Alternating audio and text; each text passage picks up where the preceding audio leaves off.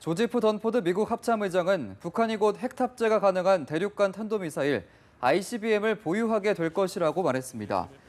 던포드 합참의장은 상원 군사위원회 청문회에 출석해 이같이 밝히고 이는 매우 짧은 시간의 문제라고 덧붙였습니다.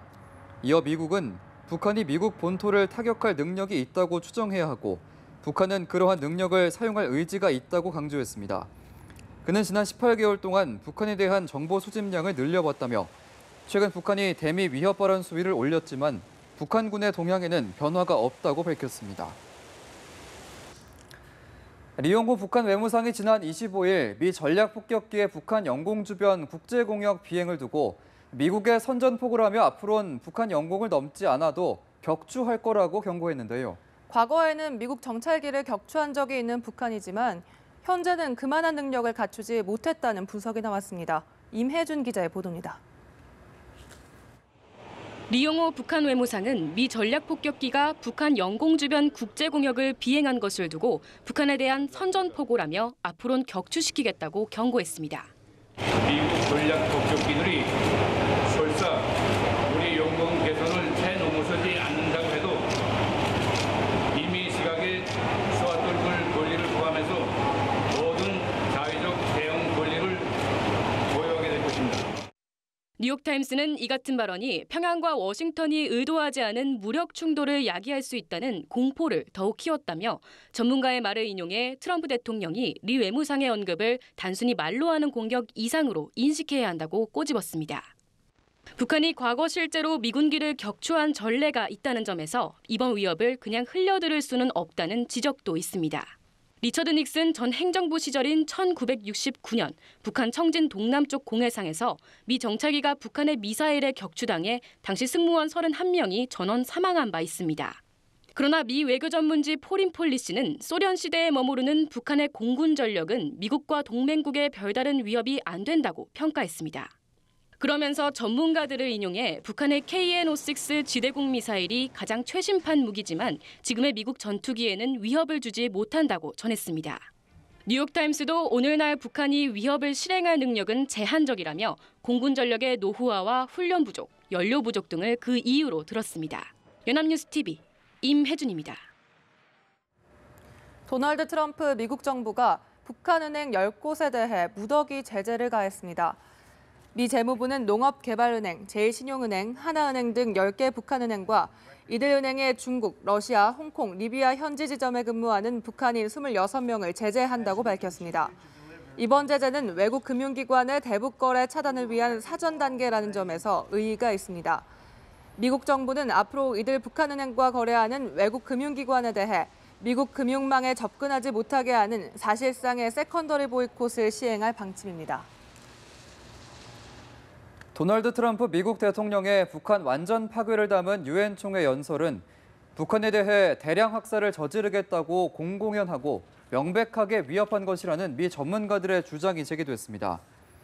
예일대 제노사이드 연구소 연구원들은 워싱턴 포스트에 기고한 글을 통해 이같이 주장했습니다.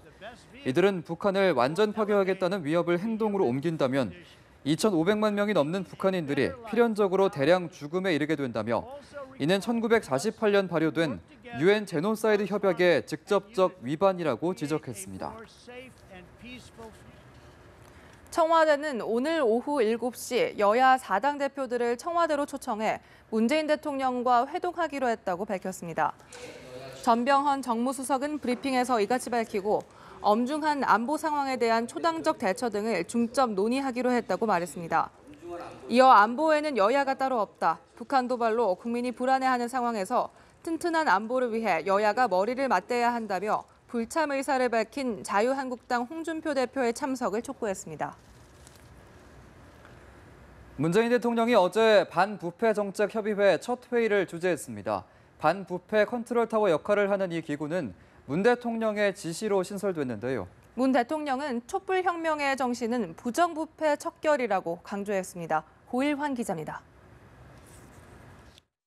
부정부패 척결을 새 정부의 모든 정책의 출발로 삼겠습니다. 문재인 정부가 국민과 역사 앞에 평가받을 핵심 지표가 되어야 할 것입니다. 문재인 대통령이 부정부패 척결에 대한 강한 의지를 밝혔습니다. 반부패 정책 협의회 첫 회의를 주재한 자리에서입니다.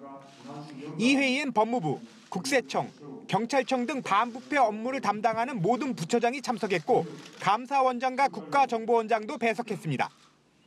참석자들 앞에서 문 대통령은 권력형 비리에 대한 근절 의지를 밝혔습니다. 국가 권력을 남용하면서 부정하고 부패한 방식으로 국민의 삶을 옥죄고 국민의 세금을 자기 주머니 속의 돈인 양 탕진했습니다. 그로 인해서 반칙과 특권이 일상화되어 국가 청렴지수가 15계단이나 하락하는. 문 대통령은 청와대부터 청렴성을 지키겠다고 약속했습니다. 회의 참석 기관들은 문 대통령에게 부패 척결 방안을 보고했습니다. 법무부는 뇌물, 알선수재, 횡령, 배임 등 5대 중대범죄와 지역 토착 비리를 엄단하겠다고 보고했습니다. 공정거래위원회는 민간 분야의 고질적 부조리인 갑질과 담합 등 민생 분야 불공정 행위 근절 대책을 보고했습니다. 국방부는 방위사업 컨설팅 업자 신고제 의무화를 추진하고 폐쇄적 무기 획득 절차를 개선하겠다고 보고했습니다.